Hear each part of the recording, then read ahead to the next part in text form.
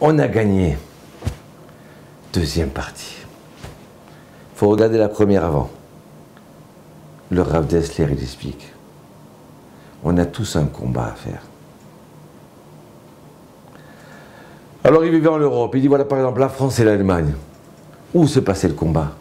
À la frontière à Verdun. Et quand la France elle a commencé à perdre, eh bien c'est venu à l'intérieur. Et quand est-ce qu'elle a perdu? Quand les Allemands ils sont arrivés à Paris. Elle avait perdu. Il dit, vous savez quoi? Pour un homme, pour un juif, c'est pareil.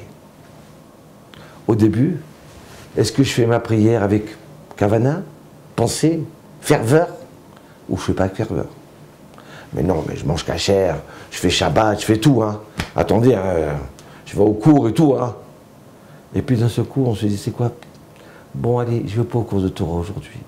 Cette semaine, on va laisser tomber. Donc on a perdu la guerre à la frontière. Donc maintenant, est-ce que je vais prier ou est-ce que je ne vais pas prier? Après, si on se laisse aller, on ne va plus prier. Mais je mange cachère, monsieur le rabbin. Hein. Ah, je fais Shabbat, hein. Et là maintenant, ah, tu sais quoi, j'ai reçu un travail, mais Shabbat, et 1 heure après, avant la rentrée, autrement je perds ma place. C'est pas le choix. Bon, et bon, on va laisser Shabbat.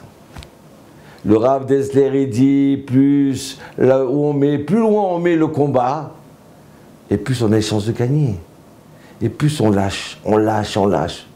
Jusqu'à que la personne dise, quoi? À quoi ça sert de manger cachère? Pourquoi? Le cochon aussi, il est propre. Et le type, il ne reste plus rien. Voilà le combat qu'on doit gagner. Vous comprenez?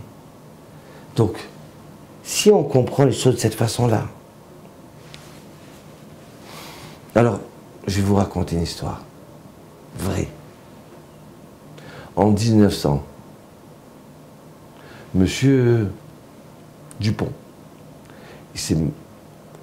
Joseph Dupont, il s'est marié avec Madame Marie, qui s'appelait Myriam, Marie Dupont. Mais pas à la synagogue. C'était honteux de se marier, même si on est juif, de se marier à la synagogue. Maintenant, il faut être moderne, tellement ils étaient assimilés. Et ils ont une fille. Et cette fille, ils l'ont fait grandir dans un monastère. Et voilà qu'elle a 30 ans. Les Allemands, ils rentrent dans le monastère et ils cherchent Madame Christine Dupont. Mais pourquoi vous voulez la chercher? Parce qu'elle est juive. Vite, les sœurs sont lui dire, écoute, sauve-toi. Ils ont dit que tu étais juive. Moi, juive? Oui, on ne sait pas pourquoi, mais ils ne se trompent pas. Elle se sauve. Elle descend sur Marseille. Elle se marie avec quelqu'un qui n'est pas juif. Mais elle ne sait pas c'est quoi être juif, de toute façon. C'est pas de sa faute. Et voilà qu'elle a une fille. Oh, Rachel, toute heureuse, elle est couturière dans un magasin du Panier de Marseille. Et là, on annonce que tout le monde tous les juifs doivent mettre l'étoile jaune. Ah, tous les juifs? Ah, mais moi, on m'a dit que je suis juif. Donc elle a commencé à coudre son étoile jaune. Et son patron lui dit, mais qu'est-ce que vous faites là, Christine? Ben, on nous a demandé tous les juifs de faire l'étoile jaune, donc je prépare mon étoile jaune. Christine, personne ne sait que vous êtes juif. Vous êtes juif? Oui, comme ça on m'a dit au monastère, la Gestapo m'ont cherché. Et ici, ils vous connaissent? Non. Alors écoute-moi bien, je ne veux pas des roues ici. C'est où vous rentrez cette étoile jaune, ou alors vous ne travaillez plus chez moi. Mais demain, il faut s'inscrire aussi en tant que juif. Madame, ni on s'inscrit, ni étoile jaune. Autrement, vous quittez votre travail. Bon, elle a accepté. Donc elle met son étoile jaune dans sa maison, sur la table, le buffet. Et voilà qu'on tape à sa porte. Elle ouvre. Allô? La Gestapo? Nous cherchons la famille Cohen. Et la famille Cohen, elle habite juste au-dessus. Vite, il faut la sauver. Famille Cohen. Et alors là, elle commence à crier.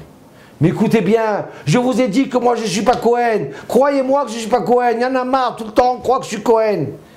Et ils ont entendu les Cohen. Et ils se sont sauvés par la porte de derrière. Elle a crié tout fort pour les sauver. Mais rentrez, regardez bien, je ne suis pas Cohen moi. Et voilà que le soldat les fait rentrer de force pour qu'ils aient le temps de sauver les autres. Et ils arrivent et ils voient sur le buffet une étoile jaune. C'est quoi ça? Vous êtes juive? Et là, elle dit, elle aurait pu dire, mais c'est l'étoile juive des Cohen. Messieurs, je suis juive. Oui, je suis juive. Ils l'ont pris, ils l'ont emmené à Auschwitz.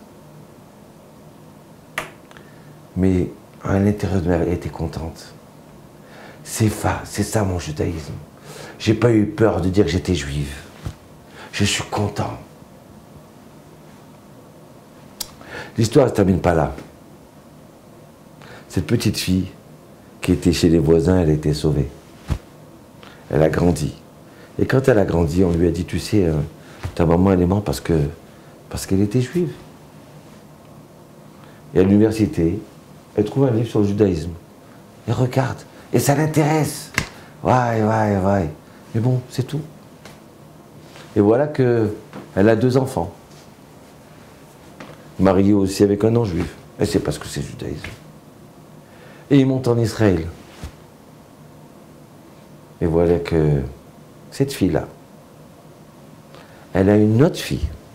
Ça veut dire l'arrière-petite-fille de Christine Dupont. J'ai fait son mariage il y a quelques semaines de ça. Un mariage juif à 100%. On a fait sous la koupa, la ktouba. On a dansé des chants juifs, des chants vrais, des chants de joie, avec un repas cachère. Et là, en lisant sa ktouba, j'ai une petite larme pour dire, regarde, la boucle est bouclée. Ta petite fille, elle est retournée au judaïsme. Tu n'es pas morte pour rien. Tu as défini ton judaïsme. Tu l'as crié tout fort que tu étais juive. Eh bien, reviens à la maison, la regarde TV. Shalom ouvracha. On a gagné.